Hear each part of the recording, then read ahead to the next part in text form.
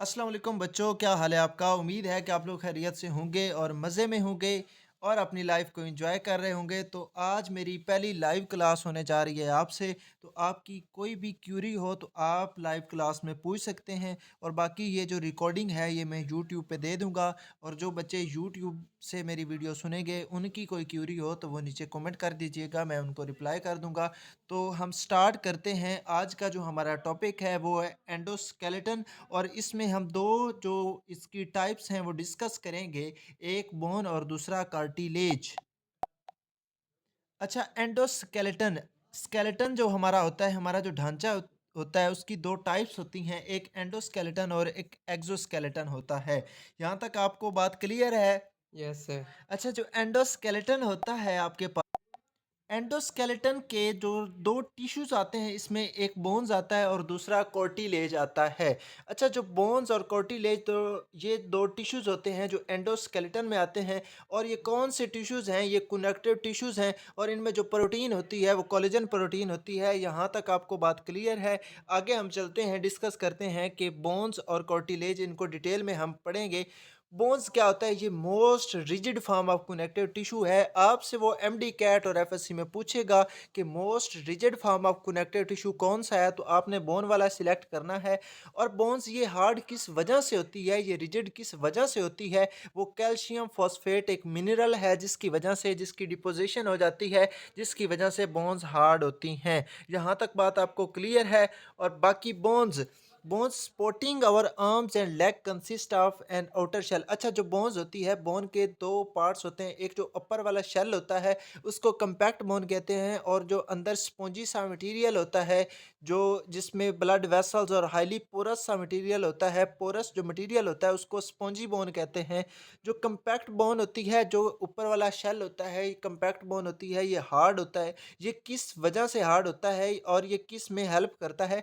ये जो attachment site of muscle, जहाँ मसल इसके साथ अटैच होता है, जो टेंडन होता है, जो मसल टू बोन कनेक्शन होता है, वो कंपैक्ट बोन के साथ जुड़ा होता है। यहाँ तक बात आपको क्लियर है? Yes sir. अच्छा, आगे जो bone, spongy bone is light, rich in blood vessels and highly porous होती है। अच्छा, the cavities of spongy bone contain bone marrow where blood cells are formed. अच्छा, जो स्पॉन्जी बोन होती है, जो कि आपके पास पोरस सा मटेरियल होता है, उस वो क्या होती है, बोन मैरो, उसमें बोन मैरो होता है। बोन मैरो में क्या ब्लड सेल्स बन रहे होते हैं, जिसमें रेड ब्लड सेल्स बन रहे होते हैं। अच्छा, फेडरल में ये टॉपिक बहुत कंप्लीट डिटेल में है, तो फेडरल का मैं आपके साथ अलहदा लेक्चर शेयर करूंगा। तो इधर जो है वो सारे कॉन्सेप्ट इंशाल्लाह आपके क्लियर हो जाएंगे। बाकी जो 3 टाइप्स ऑफ सेल्स है, एक ओस्टियोब्लास्ट, ओस्टियोसाइट एंड ओस्टियोक्लास्ट। इसका निमोनिक्स भी आपको दूंगा कि आपने ये याद किस तरीके से रखने हैं। अच्छा, ओस्टियोब्लास्ट ये बोन फॉर्मिंग सेल्स होते हैं। आपने ओस्टियोब्लास्ट, बी से बनाना, बी से फॉर्मिंग, मतलब बनाना, फॉर्मिंग भी बनाना होता है, फॉर्म बनाना। तो ओस्टियोब्लास्ट ये क्या होते हैं? बोन फॉर्मिंग सेल्स होते हैं। आपने इस तरीके से याद रखना है। और मैच्योर बोन सेल्स क्या होते हैं? ओस्टियोसाइट, ओस्टियोसाइट ये होते हैं, ये मैच्योर बोन सेल्स होते हैं। जो बोन डिसॉल्विंग सेल्स होते हैं वो ओस्टियोक्लास्ट होते हैं, वो बोन को डिसॉल्व कर लेते हैं। अच्छा, पहले क्या हुआ, जब अर्ली इन डेवलपमेंट, जब जो कार्टिलेज है वो बोन्स में तब्दील हो रहा था, तो क्या हुआ, जो बोन डिसॉल्विंग सेल्स हैं, ओस्टियोक्लास्ट, वो गए, उन्होंने डिसॉल्व किया जो कार्टिलेज है उसको, फिर ओस्टियोब्लास्ट उसकी जगह रिप्लेस हो गए। उन्होंने क्या कर दिया, जो और रिप्लेस कर दिया उसको बोन में। तो early in development when bone is replacing cartilage, जब बोन क्या कर रही थी, कार्टिलेज को रिप्लेस कर रही थी, खुद उसकी जगह पे आ रही थी। पहले क्या होता है, कार्टिलेज होता है, फिर बोन उसकी जगह पे आती है। The osteoclast invade and dissolve the cartilage. The osteoclast होते हैं, ये कार्टिलेज को डिसॉल्व करते हैं, और osteoblast replaced it with bone. और ओस्टियोब्लास्ट जो होते हैं, जो कि बोन फॉर्मिंग सेल्स हैं, वो इसको बोन्स में रिप्लेस कर देते हैं।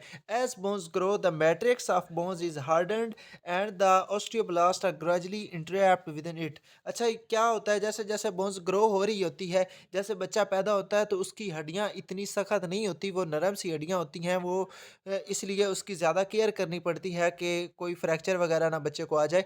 तो उसकी जो हड्डियां होती हैं नरम होती हैं, क्योंकि वो पहली स्टेज पे होती हैं। जैसे जैसे ग्रो होती हैं तो वो क्या हो जाती हैं, हार्ड हो जाती हैं। हार्ड किस वजह से होती हैं? एक मिनरल जिसे कैल्शियम फॉस्फेट कहते हैं, उसकी वजह से हार्ड होती हैं। और जो ओस्टियोब्लास्ट हैं, जो बोन फॉर्मिंग सेल्स हैं, वो ग्रेजुअली इसमें आहिस्ता-आहिस्ता से वो इसमें इंट्रैप्ट होते रहते हैं और वो बोन बनाना शुरू कर देते हैं। जब बोन बनती है, तो वो एक कंप्लीट हार्ड फॉर्म में आहिस्ता-आहिस्ता ग्रो हो जाती है। ठीक है, दूसरा हमारा टॉपिक है कार्टिलेज। कार्टिलेज क्या होता है? ये सॉफ्टर देन बोन है। ये सॉफ्ट नहीं है लेकिन सॉफ्टर देन बोन है, बोन से सॉफ्ट होता है, तो ये आपने बात याद रखनी है। ये भी कनेक्टिव टिश्यू है और ये जो है इसके मैं आपको जब टाइप्स करवाऊँगा तो सभी आपकी बातें ये क्लियर हो जाएँगी। ये क्या होती है? जब हमारी लॉन्ग बोन्स होती हैं, जैसे हमारा नी होता है तो जॉइंट्स होते हैं, long cover ends of the long bones जो होते हैं वो हायालिन कार्टिलेज होते हैं, ये आगे हम डिस्कस करते हैं। And also support the flexible portion of nose and external ear. जो हमारे ईयर होते हैं और जो हमारा नोज़ है, ये जो इसका फ्लेक्सिबल पोर्शन होता है वो ये भी कार्टिलेज की वजह से होता है। वो कौन-सा कार्टिलेज होता है? इलास्टिक कार्टिलेज होता है।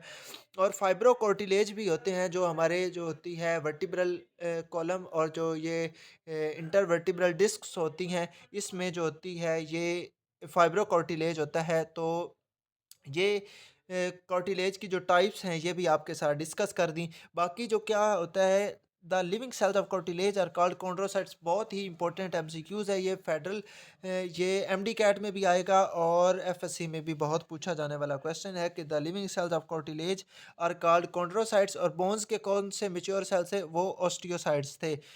ऑस्टियोसाइट, ये ऑस्टियोसाइट और ये कॉन्ड्रोसाइट हैं, ये आपने बात याद रखनी है। अच्छा, ये क्या होता है? These cells secrete flexible elastic non living matrix called collagen that surrounds the chondrocytes। अच्छा, जो chondrocytes होते हैं उसको सराउंड्स किया होता है एक फ्लेक्सिबल इलास्टिक और नॉन लिविंग, ये लिविंग नहीं होता, एक मैट्रिक्स होता है जिसे कोलेजन कहते हैं। कोलेजन क्या होती है? एक प्रोटीन होती है। ठीक है, यहाँ तक बात क्लियर है। और बाकी जो है कार्टिलेज है, इसमें कोई ब्लड वेसल्स नहीं होती। लाइक आप अगर आप जैसे सैक्रिफाइस डे होता है, जैसे कुर्बानी के दिन होता है, तो आप देखते हैं कि जो आपके कार्टिलेज निकले होते हैं वो जानवरों के, तो उसमें कोई ब्लड वेसल आपको नज़र नहीं आती। इनमें ब्लड वेसल्स, इनमें कोई पेनिट्रेशन ब्लड वेसल्स की नहीं होती। और बाकी जब फेडरल की बुक करवाऊँगा तो इसमें इम्पोर्टेंट जो बातें हैं वो इंशाल्लाह दोबारा कर लेंगे। और बाकी इधर जो है इम्पल्स भी नहीं होती कार्टिलेज में, इम्पल्स ट्रांसमिशन भी नहीं होती। और बाकी जो हायालिन कार्टिलेज, अच्छा इसकी टाइप्स है आगे, हायालिन कार्टिलेज, इलास्टिक कार्टिलेज। अच्छा, हायालिन कार्टिलेज जो होता है ये जो लॉन्ग बोन्स होती हैं उसके एंड पे जो होता है पॉइंट, उस पे ये मौजूद होता है हायालिन कार्टिलेज। लाइक आप अपनी लेग की बोन देखें तो नी पे ये मौजूद होता है, तो ये हायालिन कार्टिलेज है at the end of the long bones. और इलास्टिक कार्टिलेज होता है ये ईयर फ्लैप्स और एपिग्लोटस में मौजूद होता है, ईयर फ्लैप्स और एपिग्लोटस में मौजूद होता है। और जो फाइब्रो कार्टिलेज होता है ये फेडरल से है। फाइब्रो कार्टिलेज क्या होता है? वो मौजूद होता है इस पे जो आपकी वर्टिब्रल डिस्क होती हैं, तो वहाँ पे ये मौजूद होता है। अच्छा, यहाँ तक बच्चों आपकी अगर कोई भी क्यूरी है तो आप पूछ लें। और बाकी उम्मीद है कि आपको ये अच्छे से टॉपिक क्लियर हो गया होगा। कोई क्यूरी है तो आप पूछें, मैं वेट करता हूँ आपका। सर ये एमडी कैट के टेस्ट में वो बुक की एग्जैक्ट लाइन पूछे गए, इसमें कोई कंसेप्ट भी पूछ सकते हैं? अच्छा, इसमें कॉन्सेप्ट ये जो है ना, ये टॉपिक्स जो ख़ास करके बायोलॉजी के टॉपिक्स हैं, तो इसमें वो मोस्टली जो है बुक लाइन पूछता है। और बुक लाइन भी आपका कॉन्सेप्ट ही होता है, आपको बुक लाइनों पे ज़्यादा फोकस करना है, कॉन्सेप्ट से भी ज़्यादा। बायोलॉजी में कॉन्सेप्ट से ज़्यादा वो बुक लाइनों पे फोकस करता है। और बाकी किसी और स्टूडेंट्स का कोई क्वेश्चन है तो पूछें काइंडली। सर, ये जो फेडरल का टॉपिक है तो ये आप कब बताएंगे हमें? आप हमारे साथ वो कौन सा लेक्चर कब शेयर करेंगे जो फेडरल के टॉपिक्स हैं, क्योंकि उधर ज़्यादा इंपॉर्टेंट ये चीज़ें लिखी हुई हैं। अच्छा बच्चों, जो फेडरल का टॉपिक है वो इंशाल्लाह आपके साथ जल्द ही वो भी लेक्चर हो जाएगा। जैसे ये लेक्चर हमारी सीरीज़ कंप्लीट होती है तो फेडरल पे हम मूव करेंगे और फेडरल की इंशाल्लाह एक एक पॉइंट डिस्कस करेंगे, क्योंकि फेडरल जो है बायोलॉजी, वो एमडी कैट में उसके ज़्यादा सारे एमसीक्यू जो है वो फेडरल से ही आते हैं। फेडरल को हम अच्छे तरीके से टच नहीं, उसकी फिंगर टिप्स पे आपको करवा दूंगा, आपने वो परेशानी नहीं लेनी। बाकी इसके रिगार्डिंग कोई भी आपका क्वेश्चन हो तो आप पूछ लें, बाकी नहीं भी तो आप बाद में भी पूछ लीजिएगा। तो ये रिकॉर्डिंग मैं यूट्यूब पे दे देता हूँ, बाकी वहाँ से आपने फिर भी देखनी हो तो वहाँ से देख लीजिएगा। आज के लिए अल्लाह हाफ़िज़, बाकी दुआओं में याद रखिए। बाकी आज के लिए अल्लाह हाफ़िज़, दुआओं में याद रखिएगा। ओके सर, अल्लाह अल्लाह हाफिज़। हाफ़िज़ सर।